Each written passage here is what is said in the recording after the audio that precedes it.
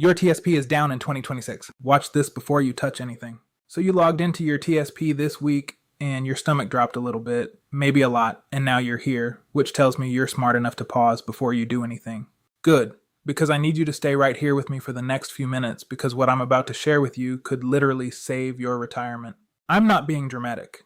The mistake most federal employees are about to make with their TSP right now is one of the most expensive mistakes you can make, and it's completely avoidable if you understand what's actually going on.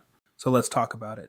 For those of you who are new here, welcome. I'm Rod. This is The Art of Finance, where we break down everything federal employees need to know about money, retirement, and building real wealth in government service. I make these videos because when I was starting out, nobody was talking about this stuff in a way that actually made sense. So that's what we do here. Plain language, real numbers, no fluff. If that's your speed, hit subscribe because we've got a lot more coming. But right now, let's get into what's going on with your TSP. All right, so let's actually talk about what's been happening because I think a lot of people are reacting to vibes right now more than they're reacting to data. So let me give you the data. In March of 2026, the C fund, which is your large cap US stocks, the S&P 500 essentially, dropped about 5%. The S fund, which is smaller US companies, dropped about 4.5%. The F fund, bonds, also came down. The only fund that made money in March was the G fund, and it made about 1/3%. Then April 2nd and 3rd hit. The administration announced a new round of tariffs, broad ones, and the market did not like it. The S&P dropped sharply over those 2 days.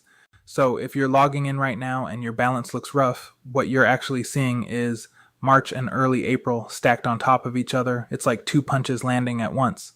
And I get it. When you see that number go down, especially if you've been building this account for years, it doesn't feel good. It doesn't matter how many times someone tells you it's just paper losses. It still feels real. I hear you on that. But here's what I need you to hold on to while we go through this. This has happened before, almost exactly like this. And every single time, the people who stayed patient came out ahead. Every single time. We're going to get into that in a minute. Okay, so I want to talk about something I call the Panican trap. And look, if you've already fallen into it, no judgment, we're going to talk about what to do. But if you haven't yet, I really, really want you to hear this. A Panican is someone who sees their balance drop, feels that anxiety spike, and does the thing that feels safe. They move everything to the G fund. And I understand why it feels like the right move. The G fund doesn't go down. It's steady. It feels like you're protecting yourself. But here's what's actually happening when you do that. You had what we call paper losses.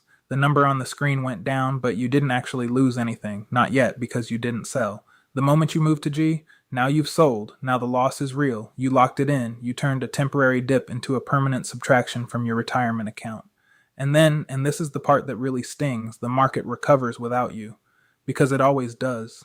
And now you're sitting in G watching the C fund climb back up, and you have to decide when to get back in. And most people wait too long because they're scared of getting burned again, so they miss the recovery entirely. We literally saw this play out last year.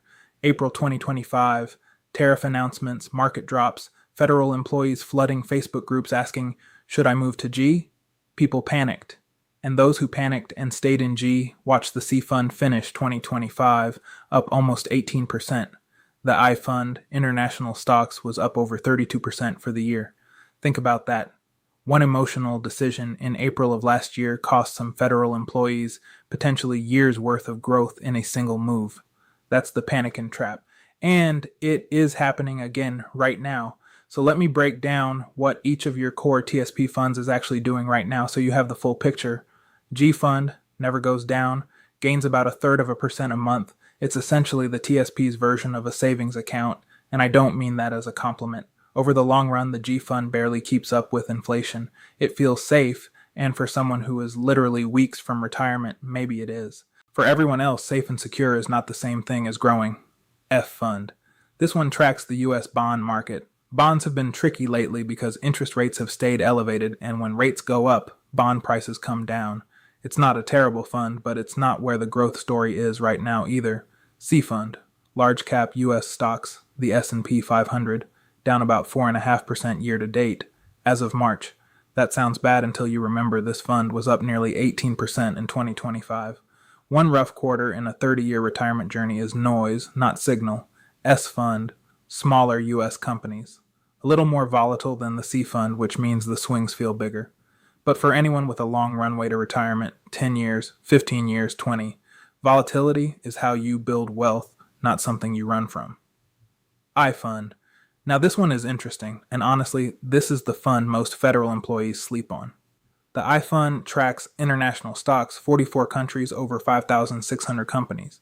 And right now, while U.S. markets are struggling with tariff fears, the iFund is actually up year to date, about 8.7% as of early April. Why? Because a lot of these international economies aren't facing the same headwinds, and a slightly weaker dollar makes international holdings worth more in your account. If you've been ignoring the iFund, it might be worth a second look. So when you zoom out and look at all 5 funds together, it's not quite the horror show your balance might be suggesting right now. The picture is more nuanced than that.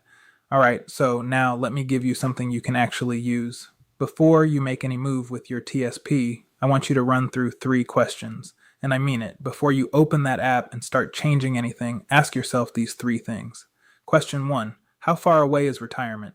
If you've got more than 5 years, honestly, a down market is your friend right now. Every contribution you're making this pay period is buying the same funds at a lower price than they were a few months ago. That's called dollar cost averaging, and it's one of the most powerful things about staying in consistently. You're not losing, you're buying on sale. Now, if you're within 1 to 3 years of retirement, the conversation is a little different. You might want to look at gradually shifting toward a more conservative mix. Not panic selling, but intentional, deliberate rebalancing based on your timeline. If that sounds like you, drop retiring soon in the comments and I'll make a dedicated video just for that situation, because you deserve more than 30 seconds of advice on something this important. Question 2, can you actually afford to lose more right now? And I don't mean emotionally, I mean practically. If the market dropped another 10%, would that force you into a situation where you have to retire earlier than you planned, or you can't cover your expenses? If the honest answer is no, then stay in. Markets recover. If the answer is yes, that's actually a sign that your allocation was too aggressive for your timeline to begin with. That's not a market problem, it's a planning problem. And the solution is rebalancing thoughtfully, not fleeing to G in a panic. Question 3. Are you making this decision based on data or based on fear? Be honest with yourself. If the only reason you want to move to G is because your balance looks scary and the news is loud and anxious right now, that's fear talking. Fear has never grown a single retirement account. Not once. Data, patience, and a long-term mindset, that's what builds wealth. Run those 3 questions. Write them down if you have to. And let the answers guide your decision, not your emotions. So what does the smart play actually look like right now? Let me give you 4 things. First, leave your current balance alone. Unless your allocation was already wrong for your timeline, do not sell. Do not move to G. Let the recovery do its job. Your job right now is to not get in the way of your own account. Second, keep your contributions going. I know it's psychologically hard to keep sending money into an account that looks like it's going down, but those contributions are buying shares at a discount. If you stop, you lose the discount and you lose the compounding on every share you didn't buy. Keep going. Third, check your allocation, not your balance. Your balance is just going to make you emotional. Your allocation is where the actual strategy lives. Pull it up. Ask yourself, does my mix of funds match how many years I have until retirement? If yes, close the app and go live your life. If it was never really set up thoughtfully, then now is actually a great time to review it, not because the market is down, but because you're paying attention. Use that energy for something productive.